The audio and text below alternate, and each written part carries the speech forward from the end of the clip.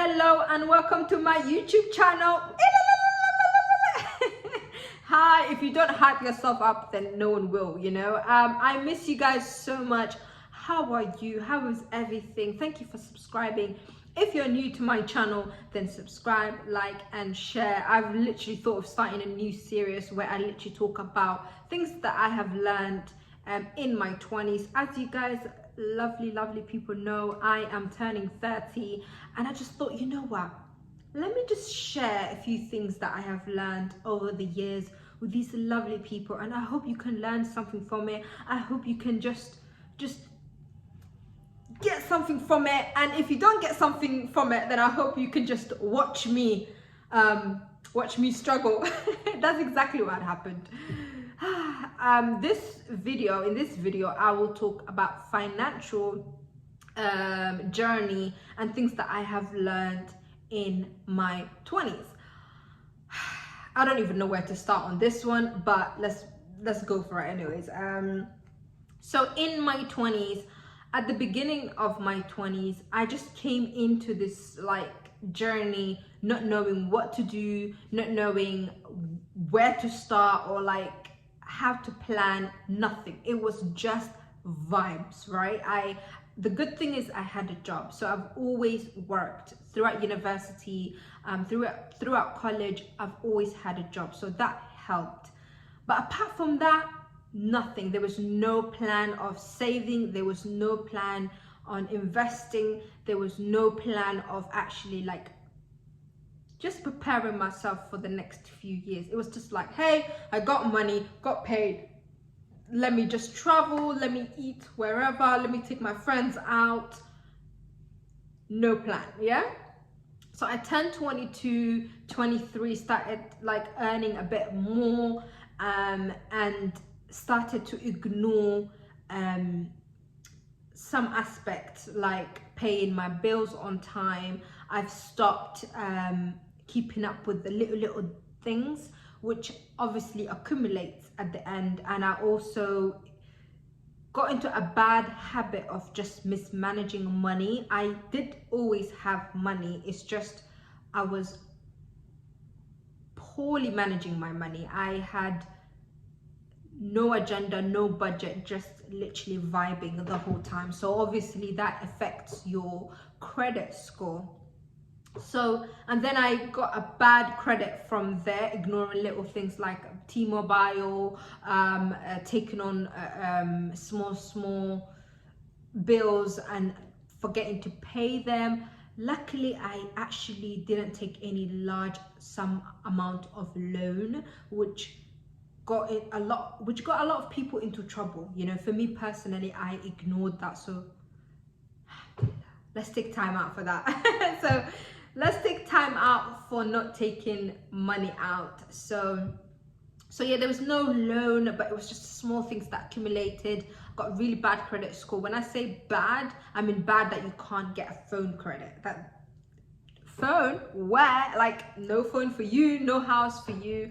I was very lucky to have lived with my mother, so it was easier for me. I never had to worry about you know, my credit, because I have to move out and get myself an apartment, where a lot of people would have struggled to get themselves a place to live, because credit can also influence you picking a location to live in or a flat to get. So for me, I was very lucky. So I messed up my credit from 23 to 24 to all the way 26. My credit was so bad, guys. When I say bad, I mean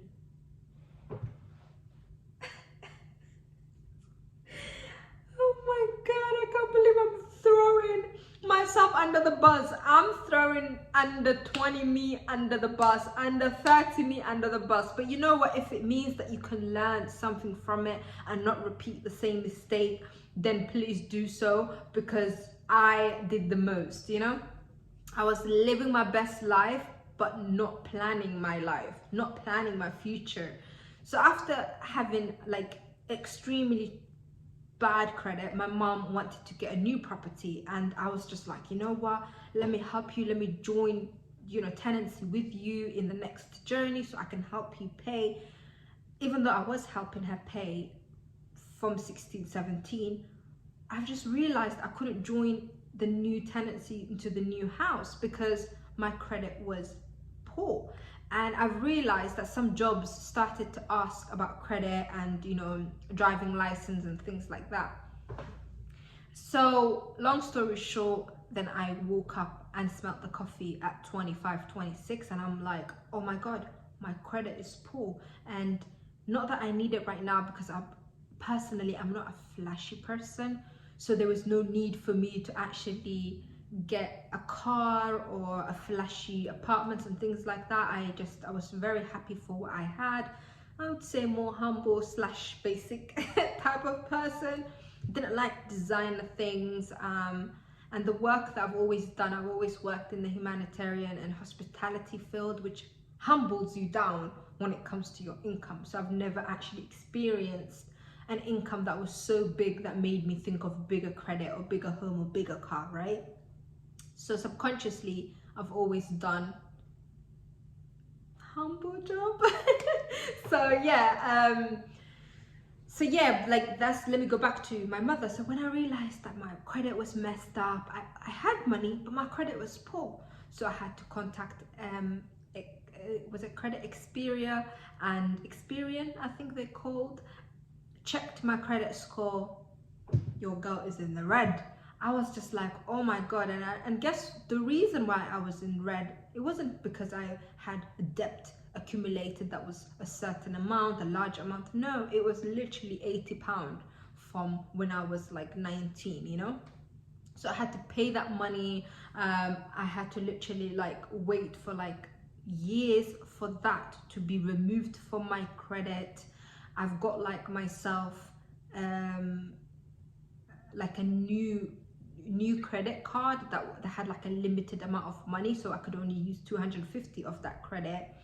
And then I've paid off on time. I've used it over the month, and then I'll pay straight the first day all. And I've managed to get my credit back up. I've started to plan my month.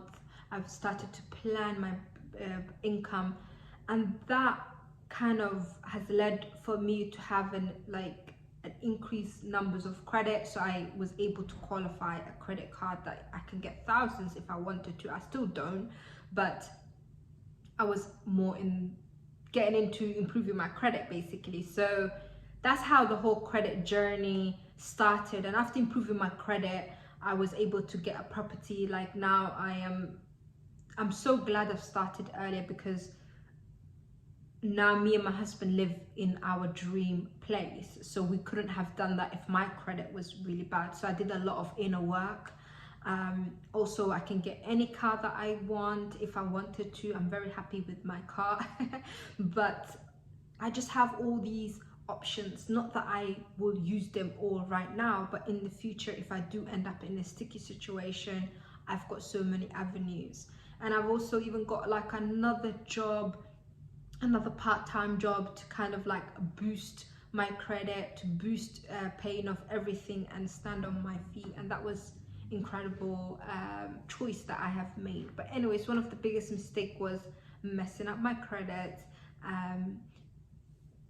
for silly reasons. So if you've actually took a large amount of loan and you used it, then yes, good for you. But for me, it was just silly. It was silly to be irresponsible, not pay my bills on time, and end up in a predicament at the end of the day. So looking after your credit is so important. I can't stress that enough. Pay your stuff on time, get yourself a small credit, and if you can't handle credit, just get yourself bills and pay them regularly. Make sure that you're registered to vote in one address consistently. Small things make a massive difference. I think the registry, paying your bills on time, getting a small credit, and utilizing and paying off right on time will improve your credit. That's been a blessing to me. Also reading books about financial tips, because for me, I'm not a financial guru. I'm nowhere near. I still got a long way to go. But there's a podcast that I listen to regularly called Brown Ambition, and I love them so much. If it wasn't for them, I wouldn't be who I am today. Like, They have supported me daily. So find a podcast that works for you and listen to them regularly so you can soak everything up and you're just ready. You're ready for everything, you know. Saving is also something I've learned from that podcast, Brown Ambition. I love them so much. Tiffany and what's her name? Tiffany and Mandy. That's it. Tiffany and Mandy. I would like to take the time out to say thank you, thank you, thank you. I have learned so much from you guys, and they help Black women and women of color with financial advice, and they share so many tips. But yes, saving is also another thing that I have just learned over the years. In my early 20s, saving where it was paycheck to paycheck, but I've learned to put emergency money to aside. I was very lucky because if I ever needed help, I had family, I had like friends. I had support around me, so I'm lucky in that aspect. So yeah, if you don't have that support around you, seek help. There's so many organizations that support people in debt. There's so many organizations that help you with your mental health as well, because if you're not in a good place mentally, how can you keep up financially, you know? And also if you have just lost your job, there's just so many avenues that is linked to falling behind financially. But if you speak about it, if you owe some money to someone, you can call them, you can tell them your situation. Whatever you do, do not block and just say, you know what, this is not my problem anymore, I'm just going to forget about it. Don't do that. Make sure that you seek the help, you contact these people and tell them your situations. And prevention is better than cure, so do what you can to prevent for it to get to a worse position.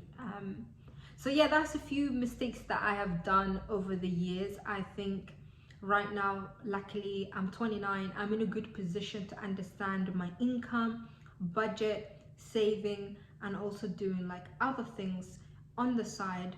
For me, is obviously selling stuff online. I have a website where you can purchase stuff. Dubai. You can, you know, go to www.taconetwork.com and you can buy yourself a cup, a t-shirt, just to support my page. I also have a coffee line coming up for February, so you can buy my coffee, inshallah, and to support also my new journey. So yeah, I do other things to keep up with my lifestyle. So if there's any skill that you have that you can, you know, hosting and public speaking is also something I do on the side. If you have any other avenue that you can share, then do share, do learn from it, utilize it. And yes, there's a demand for almost everything. Everything that you can do, there's a demand for it, and you're needed. So yeah, that's all I wanted to say. My journey was definitely like that. Obviously I was quitting jobs everywhere. I was quitting jobs like there's no jobs. Like, you look at me funny, I'm quitting that job. So I've learned to actually not quit so quick, have a plan. But if it's bad for your mental health, if that job is not bringing anything new to you, you're not learning, you're not developing, you don't have the support, then do quit, because quitting can actually be a good thing. And the podcast I listened to, Brown Ambition, Mandy, she quit so many times and she is almost a millionaire now. She made over 750,000 by changing her jobs and quitting. So luckily we're in a generation where we can quit if it's not satisfying your soul, if you're not happy with it, if they're not meeting your demand. Quit, you know, find something else. Obviously plan, I would say, have escape plan that you can come to your next journey, but you already have a job by the time you quit. If you could do that, that's amazing, because financially you don't want to put yourself in a predicament. So yeah, that's all I wanted to share. Actually, I messed up my credit. It's been a journey, you know, but luckily I've always had money. I just had to work on my credit.